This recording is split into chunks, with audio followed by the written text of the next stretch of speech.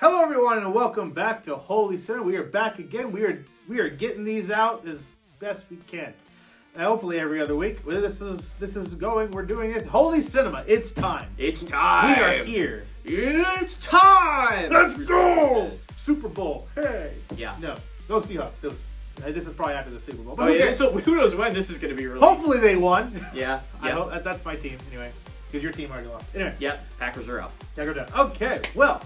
Welcome. We are here once again. We got a fun topic to go through. We hope you're excited. If you've read the title, you know exactly what we're going to get to. But before we get to anything, David, I have a game for you. I'd like to play a game. You'd like to play a game. Well, we're not talking about Saul, that's for sure. That's for sure. So, now that'll be a heck of an episode. Today we're talking about rated R movies. No. That's another thing. Okay, so, your game today. I have had some fun. So, my game today is called Real or Fake. Real or Fake. So what I'm going to do is I'm going to read to you some movie titles and their summary. Okay. And I want you to tell me if it's a real movie or a fake movie. I believe I have seven different ones here for you. Okay. And it should just be fun. I just want to see. And I'm pretty sure you have not seen any of the real movies that are here, but every real movie that is here I have seen. Okay. So I'm testing my knowledge of you. Of just seeing whether you've seen these movies or not. Okay. And maybe you've heard of them, but as far I don't know if you've seen them. So here we go. We'll start out with this one. You ready? Ready. Ready. Okay. Let's do it. Real or fake? Real or fake? Take one. Okay. Movie's called Sahara. Seasoned adventurer Dirk Pitt sets out for the African desert with his sarcastic companion in search of a Civil War ship rumored to have vanished long ago. The main draw being the treasure supposedly hidden within the lost vessel. When the daring duo come across a beautiful scientist who is juggling an escape from a warlord and a mission to stop the spread of a powerful plague, their desert expedition begins to heat up. Real or fake? Sahara. I'm gonna say the name Dirk Pitt. It was really off-putting. I don't think that anyone making a movie would name their main character Dirk Pitt. I'm gonna say that that's fake. This one is real. What? This is real. It's a book first before it was a movie, and this is one of my wife's favorite movies. Wow. So Dirk Pitt is, he's an adventurer. He basically is a scuba diver and finds all this treasure around the world, and he has his obsession with a lost Civil War battleship. Okay. That supposedly got lost out in the Atlantic and wandered into the Sahara Desert. Okay. Before it dried up. Everything. It's a great movie. Great movie. I think you would certainly enjoy it. Okay. I got so 0 for 1. 0 for 1. Sahara, real movie. Highly recommend. Great movie. Book is different than the movie. Movie's good though. Anyway. Movie number 2.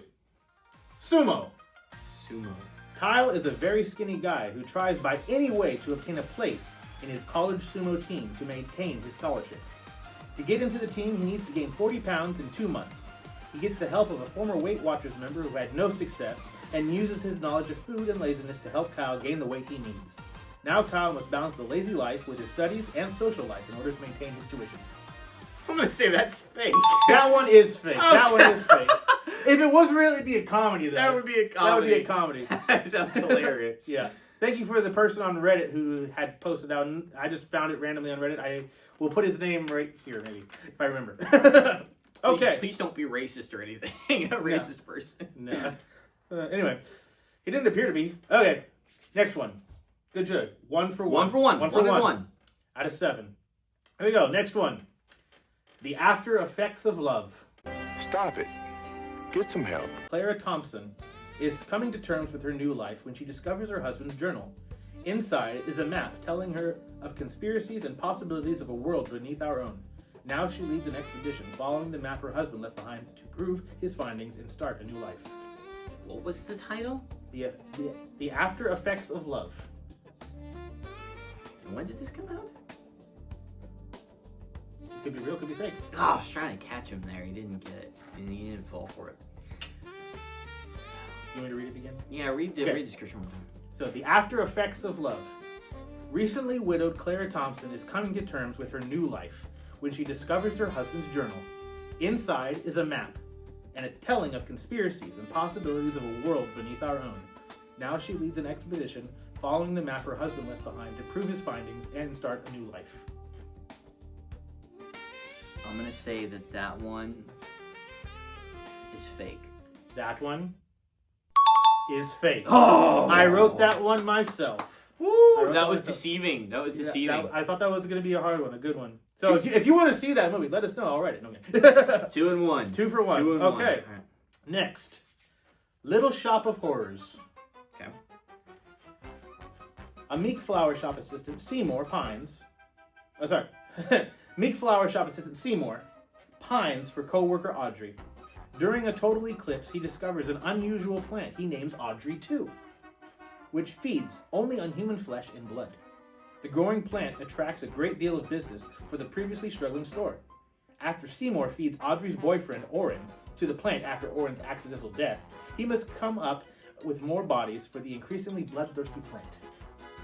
That seems too detailed to be fake. I'm gonna say that's real. That one is real. Wow. It's also a musical. Huh? When did that come out? I forget when that one came out, but it's a very good movie. I have it on Blu-ray. It's a great musical. That's weird. It's dark comedy, but also like it's what's the guy in Blockbuster, not Blockbuster, Ghostbusters, who's like the nerdy guy who wears the glasses. That one's on my list. You haven't watched it? I know like the Stay Puft Marshmallow scene. Yeah, but that's okay. one I need to watch. Okay, that one is real. Okay, So 3 and 1. 3 and 1. Okay. Next. It's a good start. You're doing good. You've caught up. You had your one mess up. You're doing good. Okay. Next. Battle Royale. Following a recession of a Japanese government passes an act to curb juvenile delinquency by selecting a junior high school class at random to participate in a yearly game called Battle Royale. Now 42 ninth graders are sent to a deserted island. They are given a map, food, and various weapons. An explosive collar is fitted around their neck, and if they break a rule, the collar explodes. Their mission: kill each other and be the last one standing. The last survivor is allowed to leave the island, and if there is more than one survivor, the collar explodes and kills them all. So here's my thing with that. Because it's ninth graders, I don't think the Hunger Games, they can kind of do the Battle Royale acceptably because they seem like adults. Ninth graders, though, specifically ninth graders, I don't think that they could get away with doing that and it not be super disturbing, and I don't think that'd be an actual concept for a movie yet. Feels like it's too close to Fortnite. I think that I don't think anything's been made like that yet, so I'm gonna say that one's fake.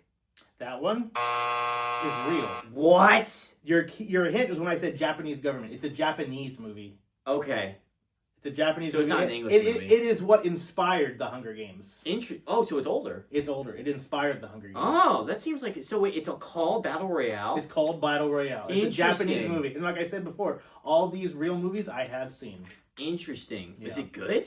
It's been a long time. I saw it when I was like a freshman in college. I enjoyed it at the time. I'd have to rewatch it to let you know. It's been a while. But I enjoyed it at the time. So 3 and 2. 3 and 2. 2 left? 3 and 2. 3 and 2. We got 2 left. Okay. Titanic 2, The Return of Jack.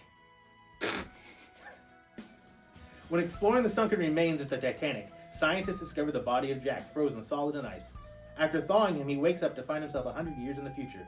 Now he searches for Rose only to find her grave, and now struggles to find meaning with this new life in New York. So this guy was not played by Leonardo DiCaprio. There's no way that's real. Titanic 2, The Return of Jack.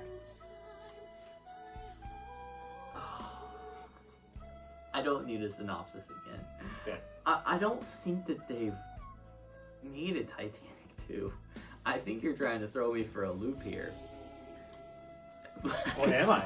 I could see that being real. I could see some money-hungry studio Exactly. making a Titanic 2. Titanic 2. I'm gonna go with my gut. I'm gonna say that's fake. Okay. This is fake. Oh, thank goodness! But this is how this one's tricky because there is a movie called Titanic 2. I would have been so disappointed in humanity Yeah. if There is a movie called Titanic 2, and if you had typed in Titanic 2, The Return of Jack, you would have seen AI posters. People are wanting this movie. No. Yes. And we don't need a Captain America Titanic. And back when I was like 13 or 14 years old, I saw a fan-made trailer for Titanic 2 that fooled me for a while. So I had to. That's what brought this to memory, and I typed it up and just did it real fast. That's good. All right, that's a good 4 one. and 2, 1 left. 4 and 2, I'm gonna one go left. positive either way. Yeah, you're gonna go positive either way. But I'd love to finish 5 and 2. That'd be huge. Okay, you ready? Yeah, I'm ready. Go for Okay, it. last one. Real or fake? The abominable Dr. Phibes. Dr. Phibes. In a desperate attempt to reach his ill wife, organist Anton Phibes is horrifically disfigured in a car accident and presumed dead. When he learns that his wife died during an operation, Phibes blames her surgeons and plots an elaborate revenge to punish them for their incompetence. With the help of a mute assistant, Phibes creates a mask resembling his own face and murders the surgeons one by one using bizarre methods inspired by the biblical plagues of Egypt. The heck? Real. That one is real. Oh! That one is real. That was my instinct. I was like, It is there's an- no way that's fake. It's an old movie that I went to my grandparents' house one time. They had a bunch of VHSs, and I saw this one. I read the back, and it was like, Plagues of Egypt. Horror movie. What the heck? It's a comedy horror. That's such a wild. It was great. I loved it as a kid. I'd love to watch it again now. I'm sure I'd be like, oh, this is terrible. But I would still enjoy it thoroughly. What in the world? I figured. I was like, Wake there's up. too much human inspiration there. Yeah. Wow. So good job. You did it. You did 5 and 2. 5 and 2. 5 and 2. Winning record. How good did you do? Yeah. Let us know in the How good comments how did you you do? did. I went 5 and 2. Be honest. I tried to make sure there was some easy ones, like Titanic 2. That should have been a big giveaway. I should have been a gimme, but you never know. You never know. You never know. They keep making Sharknado movies. I think they stopped now after like the 6th, 7th. Hold up. Wait a minute. Something ain't right. All right. Sorry, I didn't mean to do it. Grant, I didn't mean to that do was it. left in 2025. I'm being influenced by the world. God forgive me. Watch, this is gonna come out in like 2027. Oh yeah. so People are funny. like, oh, you look at those guys. They did 6-7. Back when it was the thing, I guess. That's no, so it's funny. not the thing. It never was the thing. It's supposed to. Anyway. Congratulations. You got 5 out of 2. You win. Moving on. Thank you very Moving much. on. I'm gonna drink some water. Yeah, right. So before we get into our Disney movies, don't we have something to try today? Yes. We have something to try every video. Every video. Every video. A new soda to try. Well. So, shall we do it? Yes. The The mighty clap. yes, the mighty clap. Here we go. 3, 2, 1. There it is. Ah! Welcome. Look at the fancy bottle. Oh my goodness. It's even waxed on the This- top. Wow. Straight out of like Beauty and the Beast. Yeah. Beauty and the Beast. I've never had It looks like a wine bottle because the way it's waxed and everything too. It does. I like I this. saw that and I was like, I have to get it. My It just brain- looks fancy. My brain is demanding me to tear this thing off right Do here. it. Do it. It's the wax. Just tear it off. Oh, does it not like break apart? I don't know. Can I I don't. bite it? I don't know if we'll need a can opener for this. We might spend the whole episode I was trying to gonna open this say bottle. I don't have like any knives or anything. I have a knife. Well, it's a top. So this, for reference, is vanilla cream soda. There's 4 barrels of vanilla apparently that has to do with it. If I can find a link to it on Amazon, we'll have it linked in our description. This is very, very cool, very, very neat bottle. It's waxed with a coattail here. But I have no idea how to get this off. Like, I've never opened anything like this before. Give it to me, Yeah, I was you gonna say, you pansy. wanna go for it? I want to try it. Well, if I shouldn't use this thumb, that's on my. Yeah, don't Smashed do with the that. hammer. Well, Oh, you got that thing I off. got the thing off. I don't know if I'll be able to get the rest of it off. Might have to. Boring. I'm gonna get the knife. Wait, can you Then like what? use your shirt Oh, like true, twist it? true, Because true. it's technically still a It twist should be a off. twist off, maybe, unless this isn't a twist off because of the way it is. I don't see it finish. Doesn't seem like it. Nope, does not seem like it. All right, well, let's use your knife then. We'll be here a while. This will be all time lapse. So Yeah, right, bro.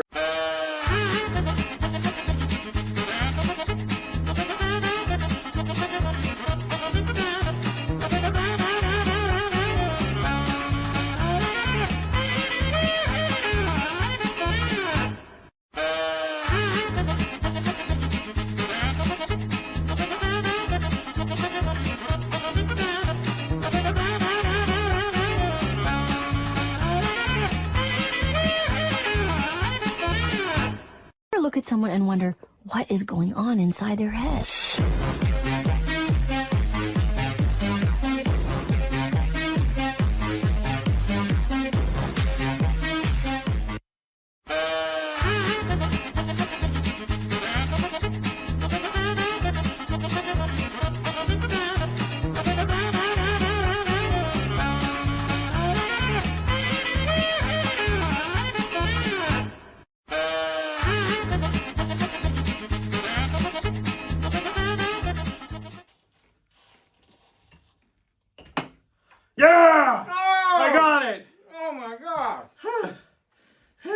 Okay.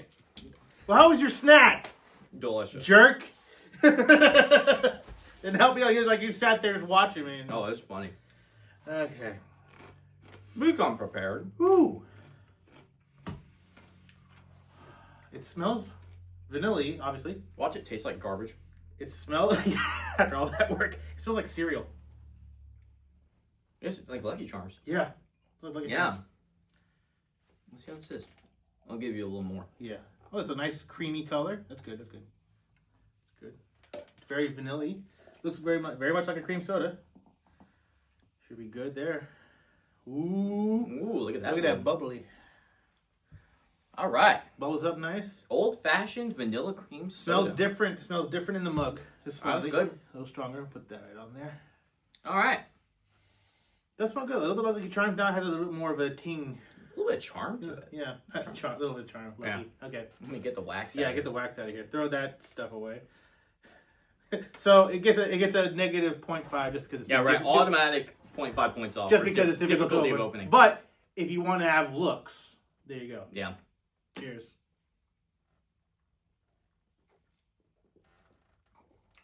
Okay.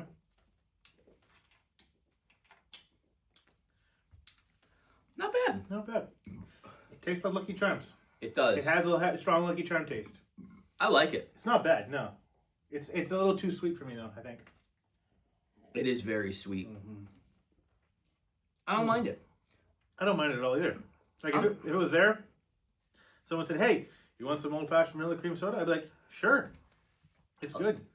I'll give that a solid 7 out of 10. I'm giving it a 6.5 just because of that minus 0.5. That's right. It's still good. It is still good. Don't get me wrong. It's a little too sweet, and the fact that it's difficult to open based on our time lapse. Yeah. But it does taste good. It tastes very much like Lucky Charms. Yeah. That's solid. I enjoyed that. Mm-hmm. Definitely pick some up. I'll link it below in the description. If there's a link to it to Amazon. Yeah. If not, I got it at Cracker Barrel. Yeah. So There you go. pick it up at Cracker Barrel. Cool. Nice, fancy looking bottle though. Yeah. And hard to open. Hard to open. Yeah, you'll need your knife to cut away the wax, and then probably need a can opener. We probably should use a can opener. Probably should use a can opener. I used a knife. Well, now we know for next time. If we have any wax sealed sodas, Yeah. come with a forklift. Or just start keeping a bottle opener here. Could help. In the studio. Yeah, keep a bottle opener here. For all the times we drink. That's right. That's right. We pop a can left and right. All right, Grant, what are we talking about today? Well, today we are talking about Disney movies. Yes. And one of the reasons we're talking about Disney movies is because ding, Dave Filoni is now in charge of Star Wars. Yes, he is. He is now in charge. Kathleen Kennedy has resigned, stepped down. I'll be nice and not say anything else. Try to be nice. Try to be nice. Like With the- I'm sure she had a difficult job. I know she worked with George Lucas, but I just don't think overall she did the best job. No. I think there was a lot of poor decisions made. Too much Mary Suing. Some good decisions, but overall the bad outweighs the good. Very much so. Very much so. I would say that But don't The worry, we're not sequels- talking about Star Wars the entire time. Just No. this one portion. the sequels were the worst thing that could have happened to, honestly, Disney's reputation. Yeah. Yeah. Every It's such a big IP. and ever since Dave Filoni now is in charge, you hear what they're doing at the Star Wars parks now? Yeah, they're changing it to like They're changing to the original trilogy. Yeah. They're gonna have like a small section over here, like the Resistance area, and like the rest of it's gonna be the old stuff, like the Yep. episode 4, 5, and 6. Which I love. Yeah, it's gonna be great. They totally need that. I mean, we said it before. There just needs to be a Star Wars park. Oh, 100%. There needs to have like a prequel section, a new original trilogy. I got tongue tied again. Yeah, prequel trilogy, original trilogy, and just have us walk through the sequel trilogy. Just like, oh, welcome here at Star Wars. We don't want to hear. Oh, it. We get out of here. Here's Kylo Ren. Get out. Okay, Kylo Ren was the best character though. Kylo Ren was Exactly. the best character. Exactly. That's Here's why he's the only thing that they show. Exactly. Kylo Ren and a few First Order Apple stormtroopers. Yeah. They look and like Phasma. they look like Apple. Yeah. Apple products. Yeah. But anyways, Too shiny, too new. yeah, just a little bit. Yeah. So Disney kind of started out their run with animated movies. Yes. Those Steamboat Willie, That's right. which is now we could play it right now. We could literally play that whole short right now. Oh, is it not copyright? It's not copyrighted anymore. It's in public domain. I could have it Ooh. playing right here in this corner while we're talking about let's the whole watch thing. it. We could. It's pretty good. Oh, look at that! He whistled. Oh, No, maybe I'll leave it playing in the corner. Mm. It's not copyrighted anymore, so Disney can't do nothing It's the about whole it. time. That's funny. Yeah, we can just leave it playing the whole time. Right? We can't tell by the way. I'm hungry. He's hungry. Mhm. It's a new day, new shirts, new everything. I'm gonna get Taco Bell after this. Taco Bell's good. Yeah. Anyway, Anyway, what's your favorite Disney animated movie Disney, from the olden times? from the olden times. Okay, so let's just stick with 2D animated then. Okay. But if we're going old, I would have to go with Sleeping Beauty. Sleeping Beauty. That one, not only because of the story that it is. Yeah. You got the fantasy aspect. You got swords and shields and knights and dragons and fairies and all those fantasy elements, which I love. But also the art style. The art style of the castles and the forests and everything was to, excuse me, that cream soda came back, was to mimic medieval art. Yeah. And the music, it's all Tchaikovsky. They edited some of the music to add lyrics to this. That's why they have some singing songs. It's all Tchaikovsky music. They just added lyrics, and it's all great. The bad guy, Maleficent, she's great, greatly voiced. Fun fact: I don't think she's watching. My piano teacher, for some reason, growing up, she sounded very much like Maleficent. Just like her voice style, just seemed very Maleficent to me. Not that she was bad in any way, but she had that kind of that tonage to her voice.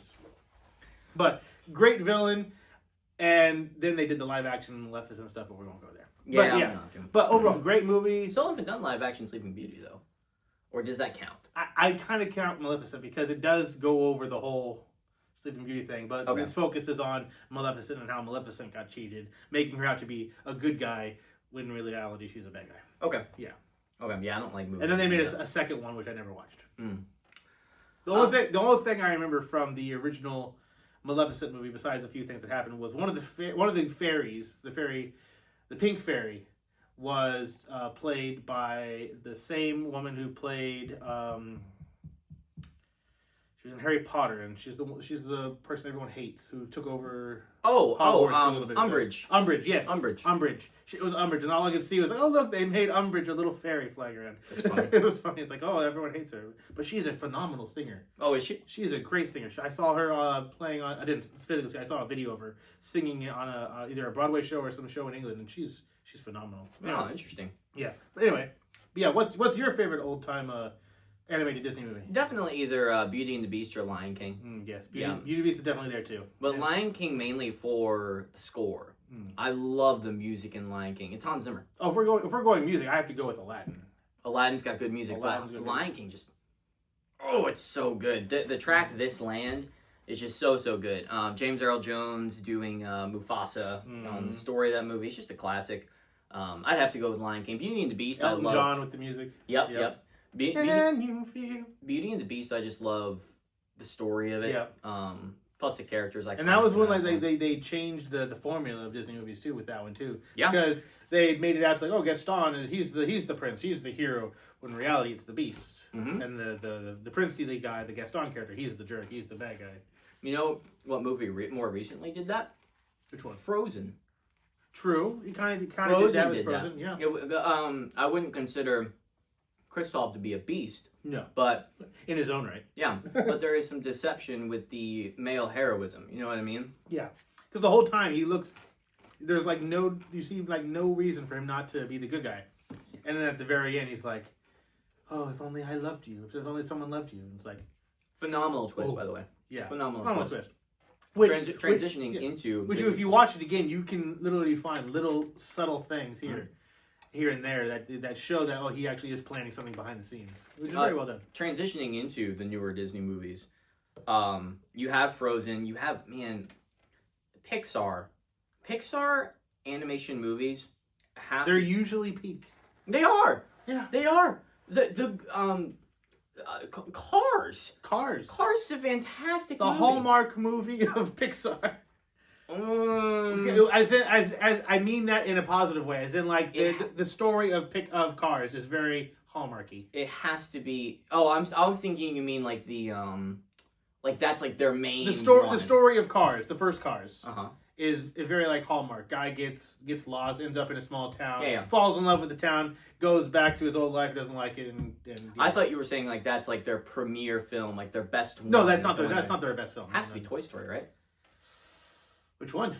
The first one. The first one is what put Pixar on the map. Exactly. It was a big risk. Yes. Big risk for Disney and for the animation because it was the first time doing like a 3D animated movie with the computers and everything. It took forever just to render a single scene and stuff like that too. Yeah. And watching that as a kid, it's great. Mm-hmm. I loved it. I still enjoy the first one. I think I prefer the second one. Oh, I think that's the best one. Of Yeah. the three. I think it goes 2,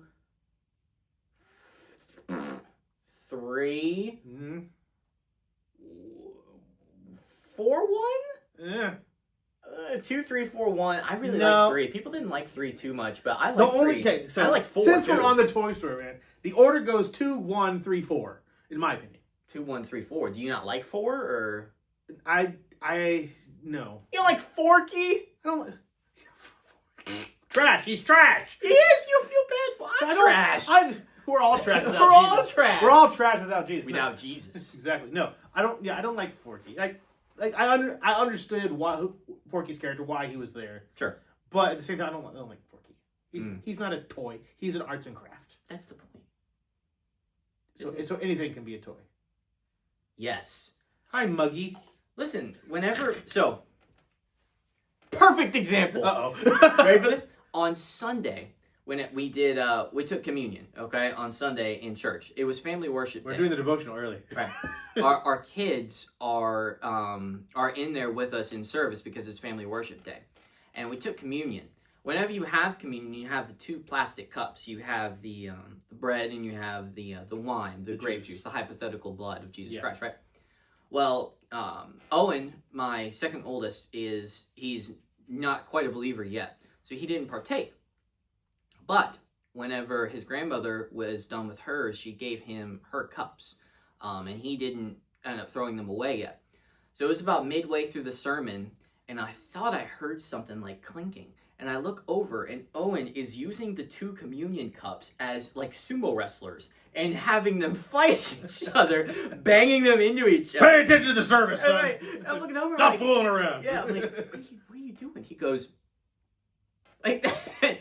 So, yes, anything can be a toy. Yes. And I think that's the point of it is that, man, you're only limited to your imagination. Yes, and I totally understand that. The problem is that now, when Toy Story 4 comes out, I'm an adult, so I don't resonate with the film as the same way. Which were kids, they're like, "Oh, Forky, I made the toy." I totally get it. Sure. As an adults thing, it's like it's trash. Sure. It's literally trash. And the reason I put 1 above 3, because like 2, you have the saving Woody and you have the antique, and you have great villain arcs and interesting story happening. 1 was the experiment. You still had great story. That's what started it, so it has to go high. The only reason I have 3 so low, bad timing of release. But great timing of release. Toy Story 3 came out the same year that I was leaving to go to college. Okay. So that had to hit hard. it hit my wife hard too. She doesn't like Toy Story anymore because of that. She likes Toy Story 2. But she won't watch 3 or 4. It's unequivocally the best one. Yeah. Toy Story 3. So Toy Story 3 was great. You had the toys. They know they're losing Andy. They know they're losing the person who they've been around all this time. And me watching, I'm feeling very sad because I'm about to leave. I'm about to live 2,000 plus miles away from my home to go to college. I went to college in Boise, Idaho. Right. And I'm watching this movie. It comes out. I think it came out that summer before I left. And so I'm watching it and seeing the toys go into the furnace, and I think they're going to die. And then they get saved. I'm like, oh, okay, they didn't die. They're cool. Well, that's sweet. And then Andy finds the toys. He gets the toys back, and he gives them away. And this whole time, I'm not like bawling, but I'm like, my tears are falling. I'm like, this is sad. I'm growing up. I don't want to grow up. I want to play with my toys. So then I leave and go to college. So it hurt me. That movie hurt me just because of the timing of it. It came out in such a vulnerable time in my life because it came out right as I was leaving for college. Right. So it was bad in that aspect but great in that aspect. And that's what Pixar movies do really, really well. Yes. Is they hit your heartstrings Yes. because they're so applicable to so many Yeah. situations. Like I've seen Toy Story 4, and I got confused when I started crying. I cried in episode 4. I literally, like, all of a sudden I was like, I did too. and I didn't know, like, all of a sudden I was crying. I was like, why am I crying? I was literally confused. And then I understood why I was crying, but I was like, why am I crying? It's when the girl got lost Yeah. and couldn't find her people in the toy Oh. comforted her. I mean, I was recently a dad too. So having that too, it was like, that's probably why. But like, that, every Pixar movie, ever since, I think, Up, I think I've cried in. I think every Pixar movie since Up, I've cried in. Ratatouille. Ratatouille hits so hard. I love Ratatouille. When did I don't think I cried in Ratatouille. Ratatouille's good. Ratatouille is good. I don't think I cried though in Ratatouille. So, Soul. Did you ever watch Soul? That one was weird. I didn't watch Soul. That one was, like, I liked Coco. so like so Coco. Pixar is supposed to be kids movies, right? Yeah. Soul is not a kids movie. yeah. So I mean, it's made for kids to try to understand life and how the soul works and everything. Wait. No. Wait no. a second. Did you cry during Incredibles? No. He's gonna take the baby! My baby. Jack, no! No, throw me, Bob, throw me! Yes, throw me more. No, I did not cry during Incredibles. Just at the TV No, screen. Incredibles was an action movie. I was locked in the whole time. It was great. Sorry. My baby. My baby, Jack, no, throw me! No, I did not cry during Incredibles. But Up, Toy Monsters Story- Inc. I cried a little bit during Monsters Inc. because I watched that for the first time after I had my little girl. Yeah, and then That was tough. Solely Sing by Naboo. Yeah. I didn't cry when it first came out because I was too young, but watching it now, I still get like a little choked up. Inside Out. Ooh. I cried. Yeah. My wife cried even more than I did, but That's a good one. when Bing Bong died, Yep. or was lost. Yep. He died. He died. Like, that's where I lost it. That was a tough when one. Bing Bong was like, because I was literally watching my childhood die, Right. and I was like, oh no, that's what growing up is like watching watching it die, and it just hurt me a lot. It was a good hurt, but it was like, Pixar, why? You're so good, you're so terrible and mean. Yeah. Wall-E. Wall-E, I didn't cry during Wall-E. Wall-E's a good one. And I liked Wall-E. I don't like the whole like save the earth aspect of Wall-E, but I like the Screw the Earth. Screw the earth. It's good. It's all gonna burn to ash anyway. No. But it's a great movie. I like the love story between the robots, even though they're robots. It's still, I like it. It was really good. What about Nemo? Nemo. Mm-hmm. I did not cry during Nemo, but I cried during Finding Dory. Okay. I cried in Finding Dory when Dory is swimming around and she sees all the seashells Yeah. laying around, and I'm like, the parents never gave up on their daughter. And I'm a father, and I'm like watching this, and I'm like, oh, I'm tearing about it right now. It's like all the seashells around going in every direction. Yep. And then they come out and see Dory. They recognize her immediately, and I'm like, oh! Give me all the feels. Give me all the feels. And I'm like, this is a great movie. Oh, Um, fishy. I did not cry during Buzz Lightyear either. what about The Good Dinosaur? The Good I think I did, but I didn't see that one until after a few years after it came out. Aria's been starting to watch those. The Good Dinosaur. She calls it Dinosaur. That's all. I see you watch Dinosaur. I'm a dinosaur. That and she does. Oh, Bosun.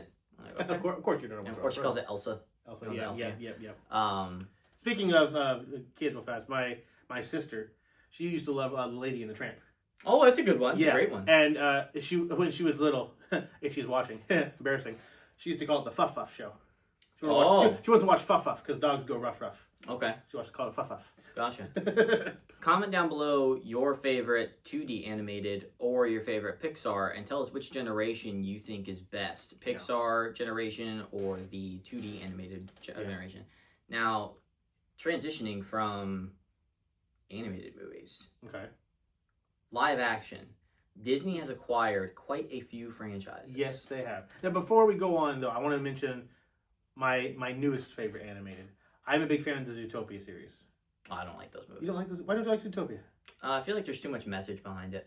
I don't like that. It's a bad message. Like the whole thing at the end of Zootopia with the Shakira saying "try everything." No. Like, how much more unsubtle could you be in Yeah. today's world? In today's world, yeah. And I didn't even watch Zootopia 2 because I was afraid they were going to continue that message, and I don't like that. No, I don't I like it at all. I wasn't watching for this. I watched it for the story, and I understand like you can be anything. I don't like that aspect of it. That really messed with me. Yeah, It really I messed with me. understand. Zootopia 2. Yeah, I don't feel like that message was there, but there were snakes, reptiles in it, and the snake was a good guy. So I can see why there's issues with that, but it's not like snakes were ever made out to be the bad guys. It's a fictional world. You gotta see it as a fictional world too. I wouldn't have much problem with that. I haven't seen number 2 because it just that one just kind of turned me off so much from that. No, I can't even call it subliminal messaging. It's just messaging. Yeah. I've been a fan of anthropomorphic animals since the original Robin Hood. The 2D animated Robin Hood. Great Disney animated movie. Yeah, that's a good one. Highly quotable. Great. That's a great one. Yeah. But anyways, going to live action. Action. So many franchises that they have. Not Marvel, Star Wars, Pirates of the Caribbean. Big ones. Lots of big ones. They'll own Harry Potter eventually. Hopefully not. Yeah. But yeah, big franchises. I would say the one that's had the most success definitely be Marvel. Okay. Not only just from a... I'd have to agree after our discussion of Star Wars. Right, oh yeah, not just from a financial standpoint, but from a legacy standpoint as well. Right. I think that what they accomplished through the Infinity Saga was something that... the Infinity Saga was by far their best saga. That we'll never see... Yeah. I don't think we'll ever see something like that again, at least not for a very long time. The effect that had on theaters. Yeah. On Infinity War. When the snap happened. Yep. The complete silence of the movie theater. I was in a full theater. The complete silence. Oh, yeah. Of everyone. You could hear everyone breathing. Yeah. It was so quiet. And we're just watching it. Stuff's happening. And then the movie ends. And you hear this gasped sigh of, like, relief, but also, like, of... What now? Wait, we gotta wait 2 more years for the next part? Yep. Yeah. Now? What now? So, yeah, I would say that they've had a massive success with that. Star Wars... There was a lot of potential. There was a lot of potential. Lot of hype. Hype. I was one of the hypest person out there when the Force Awakens trailer dropped. Yep. I was like, oh my goodness. Oh, Star Wars is back. We haven't had Star Wars and I was super excited. I was always just a little nervous just because I knew Disney now owned it. Yeah. And then Force Awakens came out and I was like, hey, it was super safe, but I still thoroughly enjoyed it. I thought Force Awakens was really good. I thought it was safe. Very much recycled the plot. Very much recycled the plot. Hence why I say it's safe. Yeah. But overall, a lot of potential, and I thought it was great. Cool characters and set up. Cool character setup. Yes, a copy and paste. They killed Han Solo, but I thought it was good, and I was looking forward to the next, and I was super hyped for the next one, and the rest is history. The rest is history. We'll get to that later. Oh yeah. We keep talking about it. We'll get to it eventually. Oh yeah. Another Disney franchise that's pretty big is Pirates of the Caribbean. Yeah. But that one spawned from a ride. Yes, a ride. Yeah. Same with Jungle Cruise. Which they haven't really made a series out of, but the movie was good. Yeah. I enjoyed the movie. Did you watch the movie? Which one? The Pirates of the Caribbean or no? Jungle Book. Jungle Book or Jungle Cruise? Jungle Cruise. Sorry, Jungle Cruise. Sorry, I'm looking at. Yeah. You're good. I did watch Jungle Cruise. I thought it was actually pretty good. Really? Well, I wasn't expecting the twist, and so the twist in the movie threw me, and I was like, that it was very surprising. I wasn't expecting it, and that's what made me like the movie. I wanted to watch it again, which I still haven't watched it again. Yeah. And I do want to watch it, and I think there's potential for more. Sure. Oh, absolutely. After that, and yes, my only issue with it is that Dwayne "The Rock" Johnson, who's now been in everything, was in it. Yeah. And he's been in a lot. He's great, but he's been in too much. Mm-hmm. And so, but besides that fact, I thought the movie was good. I think it was a little too CGI and a lot of different stuff, but overall the mystery, it had a very Pirates feel to it to a degree. Pirates of the Caribbean series is one of my favorite movie series of all time. Yeah. I love, and my brother hates me that I have this opinion. Have you seen all of them? All 5? Oh yeah, I've seen all 5. Are you ready for this? You're gonna rank them? Oh yeah, I'm gonna take you off. Are you ready? Are you putting like 4 or 5 at number 1? 4, 1. 4, 1? 4 at number 1. Blackbeard at number 1? 2, at number 2. Okay. Number 3 at 3. Okay. 5 at 4, and 1 at 5. And not because I don't like any of them. That is level of enjoyment that I have while watching them. I would love to respect number 1 for what it established, but it doesn't do enough for me from an entertaining value that 5 does. Salazar was an incredible villain. Salazar. And 3, I just love Davy Jones. 2 had one of the best scores I've ever heard in a movie. Same with 3. And 4 is just special to me. I love Pirates of the Caribbean on Stranger Tides. I rewatched that 2 days ago. It's just, I don't know what it is. I love Blackbeard. I love the mermaids. I love Barbossa. I mean, the actor who plays Blackbeard is pretty good. Yeah. He's great. Winston. That's Winston from the John Wick series. Yeah, I know. I love Barbossa. I love the mermaids. I love what they did with Barbossa's character, how he became a privateer. And he's, he got all this, but it's clearly facade. I lost the pearl, I lost my leg. And I love that. I love that movie. And then I saved my daughter. and you also get more of Jack Sparrow. Yeah. And Jack Sparrow is one of my favorite characters in anything. Pirates of the Caribbean is nothing without Jack Sparrow. But one of my favorite parts about On Stranger Tides, and it's odd, is the relationship between the minister and the mermaid that they find. I think that's touching. Yeah, call me soft. I think it's touching. I like it. I like it. I like that aspect too. I just thought the movie overall in itself it felt a lot like a cash grab. Could you rank them? You want me to rank them? Go for it. Okay. Let's see. I would probably put number 2 at number 1. Mm-hmm. It's just a good movie. Yeah, it's a good movie. Because I understand your opinion on number 1. Number 1 is a bit slower because it's developing everything. Yeah. And so your enjoyment is lost. Number 2... Not saying it wasn't iconic. Not saying it's not iconic. It was iconic. It was iconic. It was great. Everything about that movie was fabulous. It's just a little bit slower because it's developing everything. Yep. Sorry. So, good. Yeah, number 2, number 1. I'd probably put number 1 at number 2. Okay. Then 3 at 3. Okay. I'd probably... 5 and 4, for most people are interchangeable. Yeah. Those are hard to rank. I just recently rewatched them about 2-3 months ago. But I'd probably put 4 and then 5 and 4 or 5. Okay. Yeah. I respect that. But those could easily switch around. Okay. Yeah. I have a list here. So the franchises that Disney has, Mickey Mouse and Friends is their number 1 moneymaker at $51.6 billion. Doesn't Disney also own Indiana Jones now? I think so, yeah, but that's not on here. Did that crack the top 10? No, it didn't even crack the top 10. Yeah, because they have the Indiana Jones ride in Hollywood and they have the Indiana Jones show in Orlando. Can you see this? I cannot see it. I want you to try and guess what number 2 is. What number 2 is? What number 2 is? Guess what? So number 1 is Mickey Mouse and Friends. Okay. And I'll give you a hint. It's not Star Wars or the MCU. That's a hint. Not by much. Not by much. So Disney's number 2 maker. Number 2. It's a franchise. It's a franchise. It is a franchise. It is a franchise. Is it an animated franchise? Yes. It is an animated franchise. Disney. I'll give you another hint. It's a ride at Disney as well. It's a ride at Disney. Okay, that I have a feeling because. Okay, so they lost the rights to Mickey. They lost the rights to another character, and then that became 2 horror movies, which I haven't seen. I have really no interest in seeing, except for the fact that they're there. I believe it's Winnie the Pooh. Is that your final answer? That's my final answer. It is Winnie the Pooh. Winnie the Pooh. Winnie the Pooh at $36.5 billion. Yeah, Winnie the Pooh is very popular. I remember watching it as a kid, and there was a lot of episodes and some that I had on VHS that I thoroughly enjoyed. And Winnie the Pooh is just a fun character. Oh yeah. I tried watching the live action one with Ewan McGregor. That was a good movie. It was a good movie. It was hard. It was heartfelt. Yeah. I watched like the first 30 minutes of it and got bored. Yeah, I understand. So you have Star Wars at $30.3 billion, yep. The MCU at $29 billion, Disney princesses account for $24.5 billion, the Cars is at number 6 at $21.5. Okay. Then Pirates of the Caribbean at number 7 at $14.5. Interesting. Toy Story at $12.5 at number 8. Frozen at $12.3. Okay. Do you want to try and guess number 10? Number 10? You want to try and guess number 10?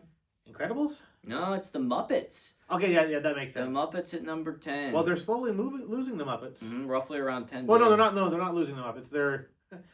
They lost Aerosmith.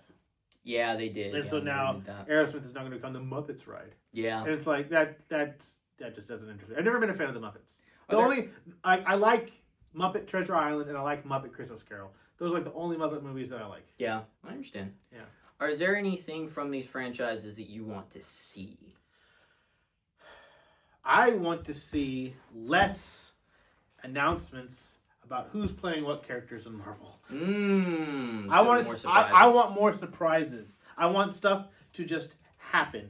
Okay. Like I've said it before. My biggest complaint about Doomsday coming up is that we know the actor who's playing Doomsday. Yeah. We know it's Iron Man. Mhm.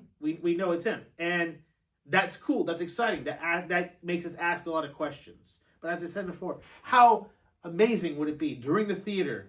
Like the whole thing about Infinity Wars, like the snap happened, people started disappearing, and no one knew that was going to happen. We thought Infinity War was going to happen. It's Infinity War. The war ends. We're going to win. In Doomsday, how awesome would it be if like they're fighting, they're losing, and Spider-Man's a major character for Iron Man. Spider-Man comes in swinging in, pulls the mask off Doomsday, sees Tony Stark's face, and he's like frozen in like shock and fear and remorse, and goes, Tony? And then Doomsday goes, who's Tony? And like zaps Spider-Man or something like that. And then like that would just be, like, we would all see that and be like, that's Tony Stark! Mhm. Oh! And then stuff would happen. We would have to like quickly have to deal emotionally with that, and then more stuff's happening. Yeah. How awesome would that be in theaters? That'd be pretty cool. That'd be pretty cool. Like it's like Robert Downey Jr., great actor, great person to play Iron Man. The fact that he's playing Doctor Doom is exciting. I just wish it had been a surprise. Yeah. I think it'd have been. I know why they did it. They wanted to get the stuff out there that people could be excited, make their theories and all their plans, get the hype up for it. But when I go to the movies, I want to be surprised. And one of the reasons I like movies that don't have a lot of mainstream actors in it is because when I see, like for Star Wars example, when I watch Star Wars, I don't want to see, oh, here's that guy from that movie, here's the guy from that movie, here's the guy I know from this movie. Like when you watch Star Wars, you see the Star Wars actors. Like if you see Mark Hamill in something else, like, oh, that's Luke Skywalker. That's what draws me in the movie. I don't want to be seeing a movie and be like, oh, that's the guy from what's that? What movie? Oh, he's the guy from Pirates of the Caribbean, or that's the guy from John Wick, or that's the guy from Winnie the Pooh and the Honey Tree. Like I want to be drawn in, and seeing someone from another movie that's very popular. Like if you saw someone with Daniel Radcliffe in it, Yeah. you'd be like, oh, that's Harry Potter. That's Harry Potter. Yeah, you're immediately drawn out. And something I loved about Star Wars is that it was all like not necessarily known actors, but the actors became known because of that. So we have a lot of like AAA actors that they're great, they're fabulous, they play the characters very well. But the fact that I've seen them in so many movies now immediately draws me out of the movie magic. I'm gonna give you a little theory here. Okay. I've told this to nobody. Oh. I have a theory of why Robert Downey Jr. is playing Doctor Doom. Okay. Because that casting is very intentional. Yeah, obviously it's very intentional. I don't think, the Doctor Doom that we see at the end of Fantastic Four? Yes. I don't think that's Robert Downey Jr. What I think, because you know how Spider-Man, the variants have different actors, they have different looks. Yes. I think that potentially Robert Downey Jr. is playing the God Emperor variant of Doctor Doom, and he has assembled the Council of Dooms, which this Doom is on the Council of Dooms, bringing Franklin to him, and Doctor Doom somehow, this God Emperor Doctor Doom somehow has the same look as Tony Stark, as he might be a Tony Stark from another universe that took a different path and used his intelligence and resources for evil instead of good, because God Suit Emperor of Doom, armor around the world. God Emperor Doom is busted. Yeah. Like in the comics, he's broken. Yeah. And he has the Council of Dooms. So I think that it would be very interesting if they did it that way. And we could even have those Dooms being played by the other actors who played Doom throughout other MCU movies. Very cool, which I think has only happened twice, but it'd be pretty cool. It would be cool. So that's Hence why we've still never seen Doom's face. Yeah. So that's one thing that I think they could potentially do. But yeah, they need to do something interesting with it, with that casting. Yeah. One thing I would like to see from the Pirates of the Caribbean franchise. Also, before we go there, I've seen this animated. I want to see, in the comic books, there's a part where with Thanos. Doom and Thanos. They need to do that in the live action. I I'd go crazy. I don't care if I've seen it AI made or someone else 3D. I want to see it in the movie. That'd be sick. It'd be great. So obviously, I'm gonna just briefly touch on Star Wars. Obviously, we would like to see something else happen with the sequels. Yes. From Disney now that Dave Filoni's in charge. If it doesn't happen, Yay! whatever. Make a timeline variant. Fix that. I think it's possible he is working to fix it. Yeah. I don't know. It'll be interesting. Like we do have the World Between Worlds. Yeah. Technically, with that, anything can happen. It's a multiverse. It's multiverse. Multiverse of Star Wars. We'll see. Yeah. So that Pirates of the Caribbean. I don't think another movie is warranted. However, No, Hey. another movie is warranted because at the end of 5, there's that cliffhanger where we see Will Turner and then all of a sudden the shadow of Davy Jones come in. gotta let me finish. Okay, sorry. A show headed by Will Turner, Adventures of the Dutchman. Or, because I don't think that could be a movie. Yeah. I think that a story revolving around Will Turner and even his son because Jack Sparrow has to be in all the movies. Yeah. They can't, I don't want to see a female Jack Sparrow. However, I would love to see Adventures of the Flying Dutchman or Tales of the Dutchman. Yeah. And have a cool, grounded, almost Game of Thrones style. And maybe Jack appears once. Yeah, sure. Maybe it's like a cameo. Yeah. But it doesn't need to be a movie. Or and just a Black Pearl. Yeah. And have that, make it non-DEI, non-inclusive focus. Make it about Will Turner and about the Dutchman. Yeah. Gritty, grounded, magical, fantastical. Yep. Fantasy, all that stuff. Yeah. Get us some more. Because there's so many boat myths. Give us more of that world. Yeah. Give us more of that world. And I think that would be a cool thing. And there's so many different ocean myths around the world. Oh, yeah. So many different mythical creatures that they could could do bring the in. Cthulhu. Ooh, with Davy Jones, there's already that greenish. It'd be so cool. It'd be so cool. Ooh, hey, you listening? Yeah, Listen, we have ideas. We're not skilled in that, but we have ideas. We have ideas. We have stuff. I'm working on becoming a writer, maybe. So yeah, I'd love to see that. Is there anything else from any of these other major franchises that you can think of that you would want to see? I wouldn't mind seeing more Indiana Jones, but I want them to recast Harrison Ford. Okay. I like the Indiana Jones series. I know you haven't haven't seen those, have you? No. Okay. So the original Indiana Jones, the first one's about the Ark of the Covenant. Yeah. Which I think you'd thoroughly enjoy that movie, even though I have there's some gripe about that movie. I know I'd like them. Yeah. The second movie is about the Temple of Doom, technically considered worse than the other 3, but not as worse as some of the newer ones. Then there's the third one, which is about the Holy Grail. Yeah, the Holy Grail. The Holy Grail, the cup of Christ, all Christian mythology for that stuff. Fourth one is about alien skull, and the fifth one is about time travel. Okay. Something like that. Very, very weird. I would love to see more adventures of Indiana Jones. I think Harrison Ford needs to be done with the character. I would love if a series, which they did in a series back in the day, a series where maybe it's Harrison Ford and he's sitting down, maybe he's talking to his grandchild, telling him adventures, and then it transitions to a younger Harrison Ford, different actor who played Harrison Ford. Maybe even the same actor who played Han Solo in the Solo series. I was going to say, he'd be good. He did a great job. The Solo movie was a great movie. I think it was great. It was very well done. It just didn't do well because of the after effects of Episode 8. Glenn Powell is Indiana Jones. I'm just kidding. No. We'll have Rose Tico as Indiana Jones. There you go. No, don't do that. But yeah, I'd love to see more. I'd love to see the more mythological artifacts. Like maybe we have one where he's going after Excalibur, or trying to find Excalibur. We have one he's going after Pandora's box, or going after some other like Fountain of Youth. Fountain of Youth, which technically you could say that was already with the Holy Grail. But yeah, these other mythological artifact stuff, and there's so much opportunity for that. And they could even be a TV show. I would love a TV show. Yeah. And like the fact that it goes with World War II, you can even have it be a little bit older and it happens during like Vietnam or other stuff like that. Like there's so much potential for that. Cool. And I would love to see that. Nice. All right. Well, Grant, I hear that you have another game. I have another game. Yes. So we did Real or Fake, but now I'm gonna have you write a movie. Oh boy. To a degree.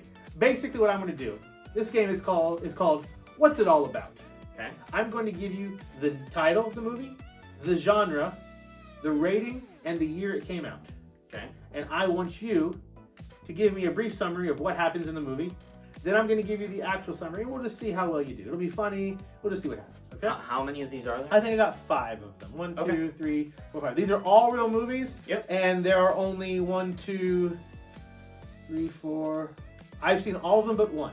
Yeah, I've seen Okay. all of these movies but one. All right, go Okay. for it. Give me the first one. First one. Here we go. Velocipaster. Velocipaster. Velocipaster. Okay. Horror comedy. Rated R.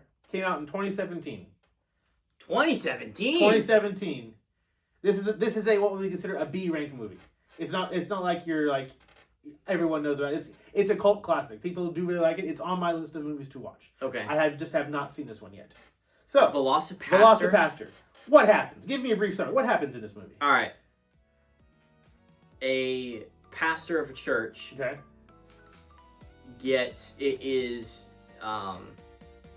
has a problem with someone in the congregation, and they are a scientist who deals with DNA, and the person in the congregation somehow gets the DNA of a velociraptor that they've been studying to this pastor, and the pastor is slowly turning into a velociraptor throughout the course of the movie, and has to defeat it with a divine exorcism. Okay. You ready? You ready for the actual stuff that happens? Let's go for it. Okay. Velocipaster. After a family tragedy, a priest travels to China, where he's endowed with the ability to transform into a dinosaur. Initially horrified, but eventually convinced by a working girl to use his power to fight crime and ninjas in this low-budget cult classic horror comedy. What? Yeah. What are you doing right now? Where is this on my It's on my list to watch. I want to watch this. It just sounds funny, but What's the movie poster look like? oh, it looks a little I have janky. to see this. Look it up, Velocipaster. VELOCI Pastor. Velocipaster 2? They're working on a second one, supposedly. Oh my gosh. Yep, that's it right there. Please put this on the screen so you Okay, guys I will can put see it on the this. screen. What the heck? I want to see it. I haven't seen it yet. It's rated R. That's so crazy. Yeah, but it's a low budget. A man of the claw. A man of the cloth. A man of the claw. Yeah. Hilarious. Yeah. All right, give me the... We should watch it together. That's fantastic. Yeah. So All right, give me there the you next go. one. So you got a few little things. Okay. No, I didn't. You got that there was a pastor. You got that he turned into a velociraptor. I did get that, yeah. You got that. But everything else, not so much. Okay. That's the only one of this list I haven't seen. So moving on. How to Steal a Million. Comedy crime. It's not rated, and it came out in 1966. Not rated. But if I was to give it a rating, I'd give it a G/PG rating. Okay, what was the title again? How to Steal a Million. Okay, so Comedy crime, 1966. there's an idiot who needs $1 million, Okay? and he works with a professional criminal for him to give him the information of how to steal the $1 million, but the professional criminal wants nothing to do with it, and ultimately he fails, but he learns a life lesson about hard work. Okay. It's my synopsis. There you go. Okay, so here's what actually happens. Charles Bonnet expresses his passion for art by forging masterpieces and selling them at a hefty profit. The trouble starts when his reproduction of a prized sculpture winds up in a famous Paris museum. If experts determine that it's inauthentic, Bonnet's reputation will be tarnished. That's why his fetching daughter, Nicole, hires a cat burglar, Simon, to steal the sculpture back before it's too late. Oh my. Yeah. I was way off base with that. You're way off it. It's a heavy plot. There's a lot going on. I have seen this movie. It's one of those old. It's really slow. It's like over 2 hours long. But me and my wife, we thoroughly enjoyed it. We just randomly were scrolling one day. We're like, we don't know what to watch. And we saw this. We read the description. We're like, yeah, we'll put it on. And we were enthralled. We watched it. We enjoyed it. Okay. Older movie, 1966. Yeah, it's old. Yeah, but it was really good. Okay. All right. next So one. you didn't really do good on that one. Yeah, that Okay. was bad. Okay. I got nothing on that one. Ready for the next one? Yeah. Number 3, Flight of the Phoenix. Okay. Adventure/action. PG/PG-13. 1965 and 2004. Okay, so they remade it. Yeah, they remade it. Flight of the Phoenix. Okay. What happens in this movie? All right. So a young lady is moseying about, and something happens to where she gets Very descriptive. Something happens. okay. The sun shoots her with a beam.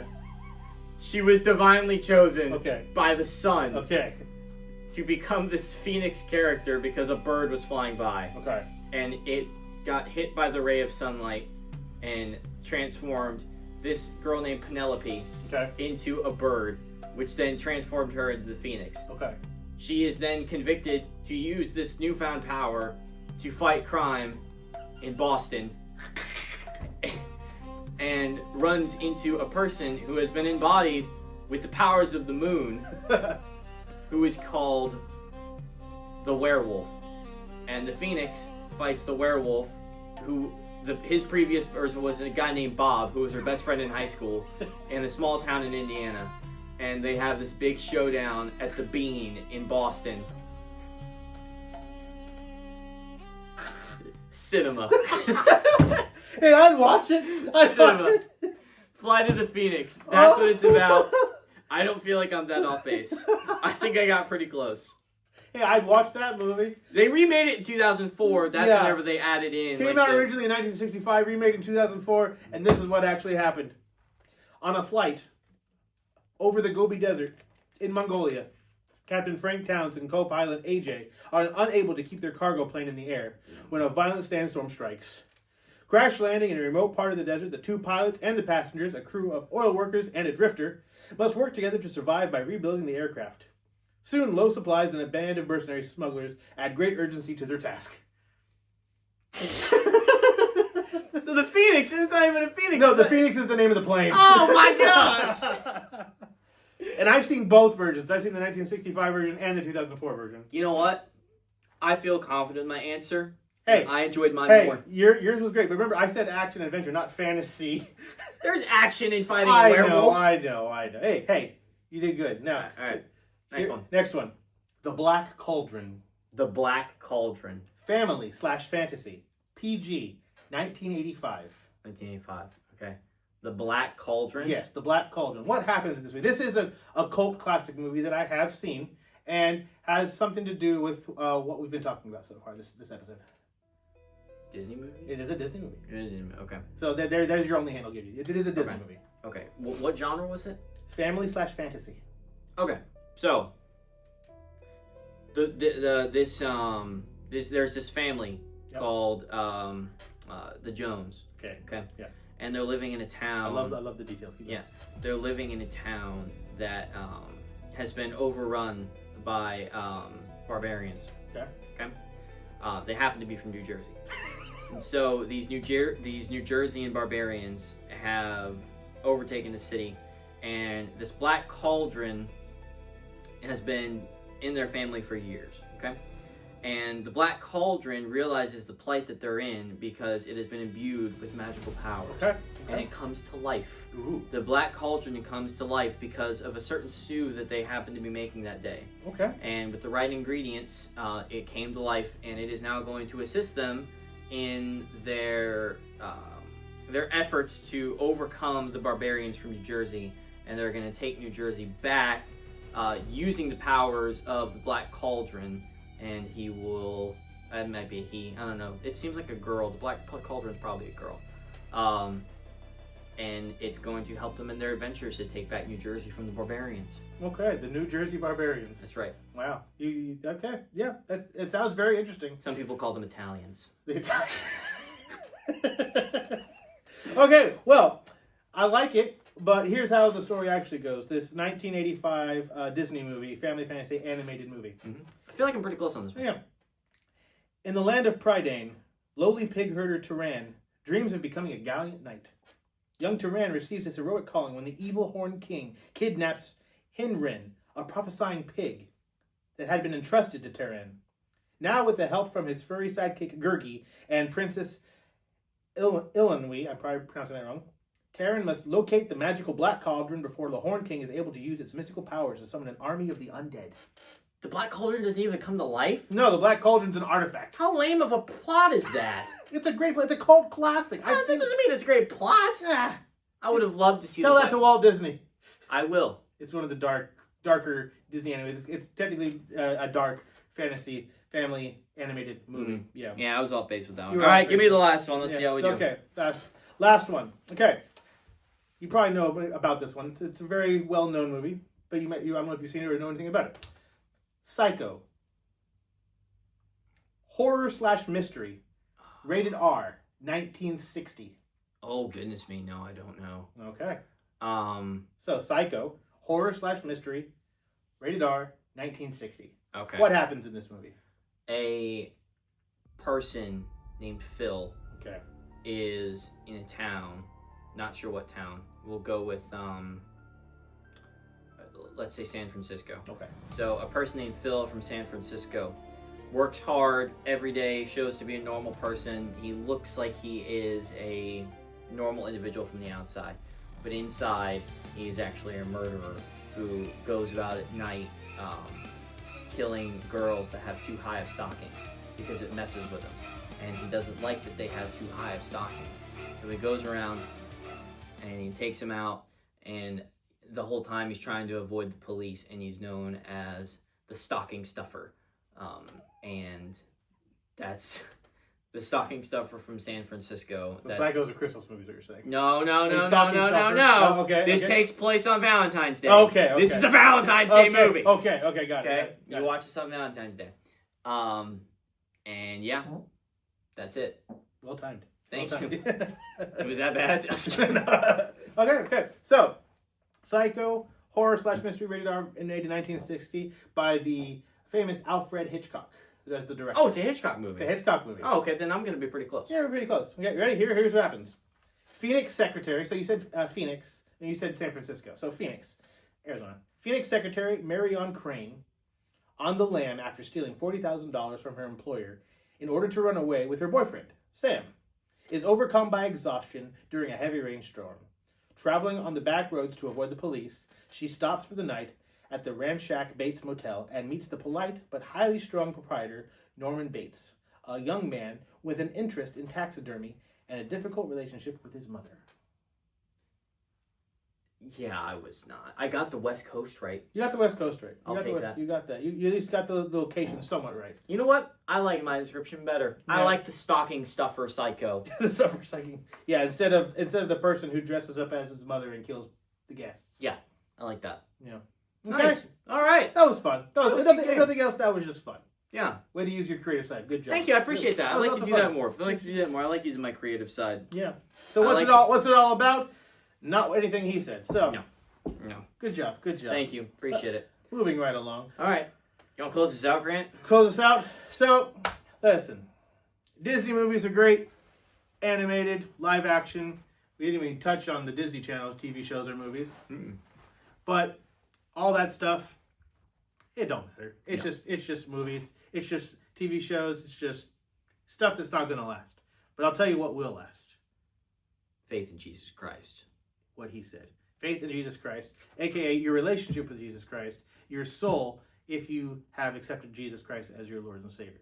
That ain't going away. It ain't going away. Your soul, you are a physical, human, created being with the eternal soul. Yep. And when you die, what's going to happen to your eternal soul? You're either going to go to one place or you're going to go to the other. And that depends on your relationship with Jesus. Bible says, do not store up your treasures here on earth where moths come and seek to destroy, but store up for yourself treasures in heaven, and those things last eternally. You know, your life, you picture like a ribbon, like an eternal ribbon, and most of the ribbon is red, but there's this little sliver here that's white, and the rest of it's all red. That red part represents your forever and your eternity, and this little white part right here represents your time here on earth. Do you really want to be investing all that time on this little bit that you're going to be here, or on the rest of your life that you're going to be spending with Jesus? I was actually thinking about the exact same analogy. Yeah. So, where do your loyalties lie? Do Yes. they rely in yourself, or do they rely on your eternal Savior, Jesus Christ? Think about that. Think about that. Don't think about Disney or where Star Wars or Marvel is going to go. Where are you going to go? And yes, it's fun to think about, hey, wonder what's going to happen in the next Marvel series, the next Marvel movie, or what's going to happen in the next Star Wars stuff, or like the Mall series. It's all fun in the games.